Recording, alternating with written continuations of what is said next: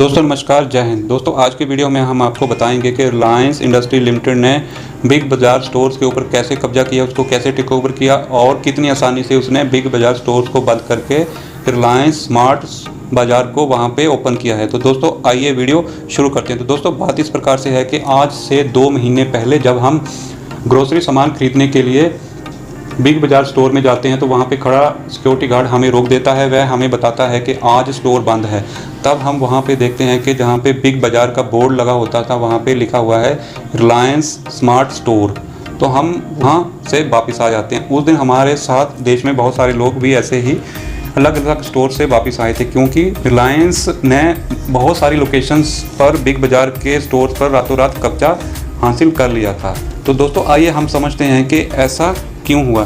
दोस्तों बात इस प्रकार से है कि अमेज़न और रिलायंस ऑनलाइन रिटेल के बहुत बड़ी कंपनियां हैं। अब एक अनुमान के अनुसार 2024 तक ऑफलाइन यानी कि जो ऑफलाइन रिटेल मार्केटिंग है वह 100 लाख करोड़ रुपए का बिजनेस हो जाएगा। तो ये बड़ी बड़ी कंपनियों ने भी सोचा है कि वह ऑफलाइन रिटेल में भी अपने स्टोर्स खोलेंगी। तो बड़ी बड़ी कंपनियों के पास 2 ही ऐसे रास्ते थे जिसके अनुसार वह आसानी से ऑफलाइन रिटेल में भी कब्जा हासिल कर सके। जहाँ तो वह देश के सभी हिस्सों में बड़े बड़े स्टोर खोले जिससे कि उनका बिजनेस आसानी से फैल सके। लेकिन इसमें खोलने में, बड़े बड़े स्टोर नहीं खोलने में बहुत सारी दिक्कतें थी, जैसे कि लोकेशन पता नहीं कैसी मिलती है। लोकेशन अभी तो बहुत आउटर में भी मिल सकती थी। तो उन्होंने सबसे आसान जो ढंग है वह ही उन्होंने अपनाया। उन्होंने क्या किया कि अभी रिटेल में बिग बाज़ार के पूरे देश में लगभग 1400 स्टोर्स हैं।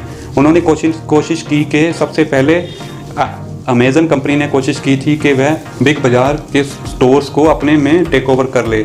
2019 में अमेज़न ने बिग बाज़ार की जो कंपनी है फ्यूचर रिटेल, उसकी जो सब्सिडरी कंपनी है फ्यूचर कूपन, उसमें 49% की हिस्सेदारी खरीद ली थी और एक एग्रीमेंट किया था जिसमें यह लिखा हुआ था कि अगर भविष्य में बिग बाज़ार को बेचने की बात आती है तो वह रिलायंस को नहीं बेचेंगे। उन्होंने ऐसी कंडीशन डाली हुई थी।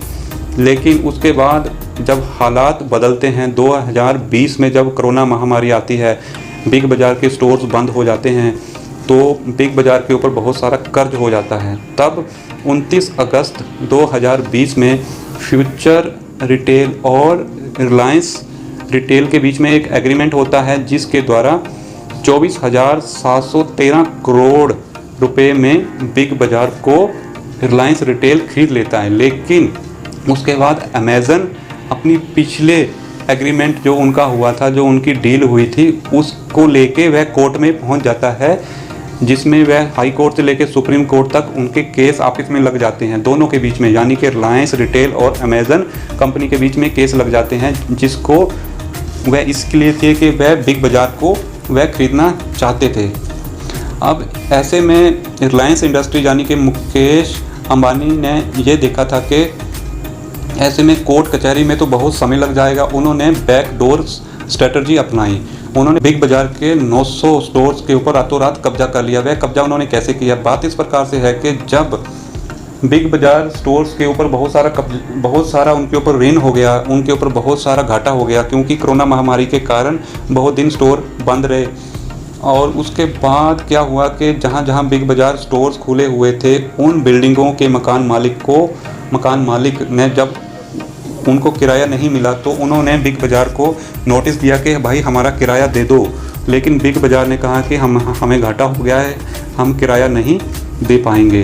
तो ऐसे में पिक्चर में एंट्री होती है रिलायंस की। रिलायंस ने क्या किया कि जिन टर्म एंड कंडीशंस के ऊपर बिग बाज़ार और उन स्टोर्स के बीच में एग्रीमेंट हुआ था, उसी टर्म एंड कंडीशंस के ऊपर रिलायंस इंडस्ट्री ने, जहाँ पे बिग बाज़ार खुले हुए थे, उन मकान मालिकों के साथ एग्रीमेंट किया कि बिग बाज़ार के स्थान पे आप हमारे साथ एग्रीमेंट करो। तो उन मकान मालिकों का और रिलायंस इंडस्ट्री के साथ, रिटेल के साथ एग्रीमेंट हुआ और अब बीच में से बिग बाज़ार का नाम हट गया और डायरेक्ट रिलायंस रिटेल ने मकान मालिकों के साथ, बिल्डिंग के मालिकों के साथ जहाँ पे स्टोर खुले हुए थे एग्रीमेंट कर लिया।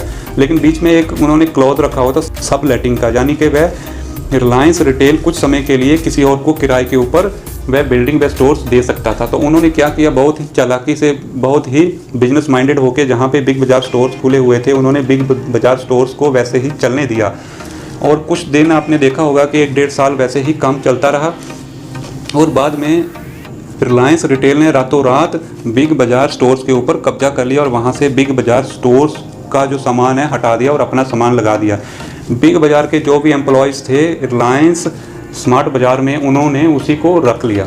तो इस प्रकार से उन्होंने पूरे देश में 1400 जो स्टोर्स थे बिग बाज़ार के, उसमें से 900 स्टोर्स में आसानी से कब्जा हासिल कर लिया।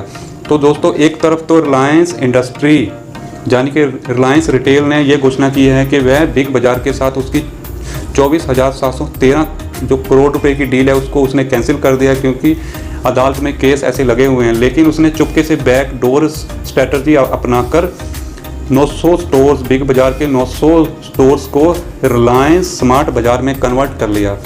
देख लो, उसने बहुत ही चालाकी से काम किया है। और एक तरफ तो मीडिया में ये खबर आ रही है कि उसने डील कैंसिल कर दी और अमेजन वह जीत गया, लेकिन असल में उसने बिग बाज़ार के 900 स्टोर्स में उसने आसानी से कब्जा हासिल कर लिया। तो दोस्तों, अब आप कमेंट्स में बताओ कि रिलायंस इंडस्ट्री के कदम से आपने क्या सीखा और आप इसके बारे में क्या विचार रखते हैं, और आप अमेजन के बारे में क्या विचार रखते हैं। तो दोस्तों, ऐसे ही और इंटरेस्टिंग और अमेजिंग वीडियो देखने के लिए आप हमें अभी सब्सक्राइब करिए और नोटिफिकेशन वाले बेल को ऑल पे टिक करिए, जिससे कि आपको आने वाले वीडियो का नोटिफिकेशन सबसे पहले मिल सके। वीडियो देखने के लिए बहुत बहुत शुक्रिया। नमस्कार, जय।